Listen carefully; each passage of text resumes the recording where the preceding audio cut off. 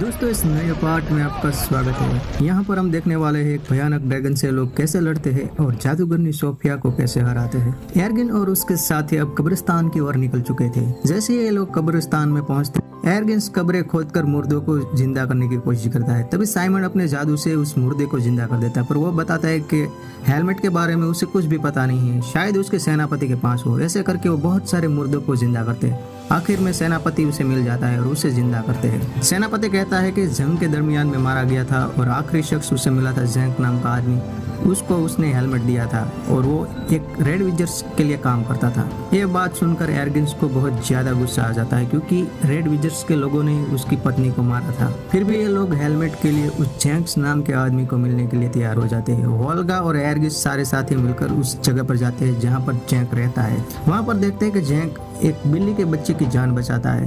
तभी इन लोगों को लगा कि जैंक शायद अच्छा आदमी हो।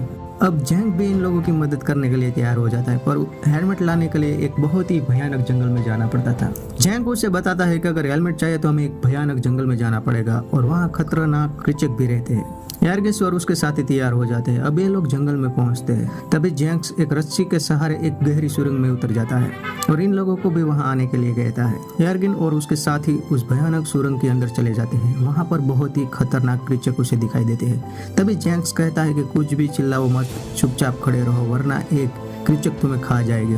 ये लोग चुपचाप साइड में खड़े रहते हैं और वो भयानक कृचक उसके बाजू में से चल के निकल जाते हैं।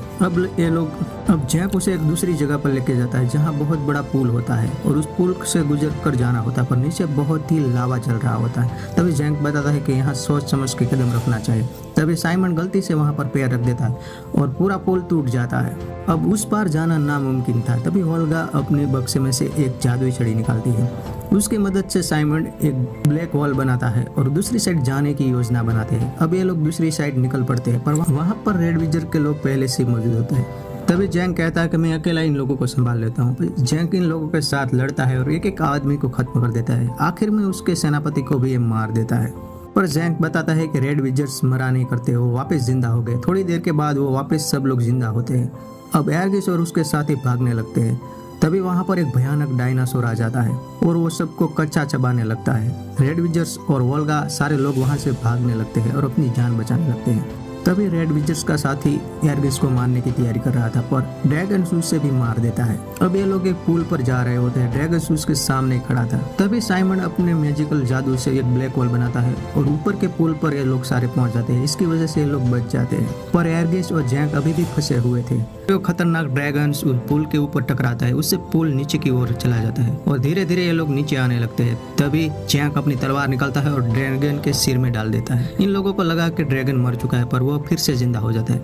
पर इस बार ये लोग एक गहरी सुरंग में फंस जाते हैं। ना वहां पर कोई जाने का रास्ता था, ना बाहर आने का। आगे ड्रैगन खड़ा था। तभी एर्गिस उसे कहता है कि अपना आग वाला जादू दिखाओ। तभी ये लोग पानी में डूब जाते हैं और साइमन अपना आग वाला जादू करता है और उसकी वजह से पूरी जगह पर आग फैलने लगती है और ड्रैगन खत्म हो जाता है और ये अपने जादू से पानी के दूसरी छोर पर निकल जाते हैं और सेफली बच जाते हैं। अब जैंक का काम खत्म हो चुका था, इसीलिए वह चला जाता है। अब साइमन उस हेलमेट को पहनता है, पर वहाँ पर उसके पर्दे आ जाते हैं और कहते हैं कि तुम इस हेलमेट के काबिल नहीं हो। तभी अचानक एक रोशनी चमकती है और साइमन से माथे का हेलमेट निकल जाता है और साइमन दूर जाके गिरता है। एर्गिस उसे फिर से तैयार होने के लिए कहता है और फिर से उस हेलमेट को पहनने के लिए कहता है। फिर से साइमन उस हेलमेट को पहनता है, पर इस बार भी वह नाकाम होता है। अब सारी उम्मीदें उसकी टूट चुकी थी और उस टैबलेट तक पहुंचने का कोई भी रास्ता नहीं था। तभी एर्गिस को एक आइडिया आता है। उसे लगा कि वो जादुई छड़ी की मदद से शायद उस जगह तक पहुंच सके, ताकि उस तिजोरी में से उस टैबलेट को निकाल सके। तभी राज्य के बाहर एक बग्गी निकल रही होती है, उसके साथ बहुत सारे सैनिक होते हैं। ये लोग एक योजना बनाते हैं, एक कांच को इस बग्गी के नीचे फिट कर देते हैं ताकि उस जादू की मदद से दूसरी ओर निकल सके। इसीलिए वह जादुई लड़की उस बग्गी के अंदर चली जाती है और उस आईने को वहां पर फिट कर देती है। वापस एक छोटा जीव का रूप लेकर बाहर निकल जाती है। अब ये लोग इस महल तक पहुंच चुके थे, पर वहां पर बहुत सारे सैनिक थे।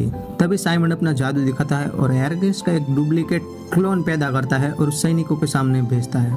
अब एर्गिस वहां जाकर गाना सुनाने लगता है, पर थोड़ी देर के बाद उसकी इमेज लुप्त होने लगती है और सैनिकों को शंका भी होने लगती है। दरअसल साइमन का पैर नीचे फंस चुका था, इसलिए उसका जादू ठीक से काम नहीं कर रहा था। अब ये लोग सैनिक को चकमा देकर वहां से भागने लगते हैं और वोल्गा बहुत सारे सैनिकों को मार देती है। अब वो जादुई लड़की उस आईने के अंदर घुस जाती है और वो तिजोरी तक पहुंच जाती है। इस तरफ साइमन भी उस तिजोरी तक पहुंच जाता है, पर वहां पर बहुत सारे सैनिक पहले से मौजूद होते हैं। साइमन उस हेलमेट को फिर से पहनने की कोशिश करता है और फिर से उसके परदादा उसके सामने आ जाते हैं और उसके कहते हैं कि अभी भी तुम इसके काबिल नहीं हो, ना तुम हेलमेट पहन सकते हो। पर इस बार साइमन को बहुत ज्यादा गुस्सा आ जाता है और वह अपने दादाजी को थप्पड़ लगा देता है। अचानक से वो हेलमेट निकलता नहीं और उसके अंदर एक जादुई शक्ति आ जाती है। इसका एक क्लू था, तभी वो सामने रहे सारे सैनिकों को अपनी शक्ति से बेहोश कर देता है। अब साइमन भी उस तिजोरी के अंदर पहुंच चुका था और दूसरी तरफ वो जादुई लड़की भी तिजोरी के अंदर थी, पर ये सब एक स्वप्ना की चाल थी। तिजोरी के अंदर उसे वो टैबलेट नहीं मिलता और ये लोग बंदी बन जाते हैं और एक सैनिक उस जादुई लड़की को मारकर बेहोश कर देता है।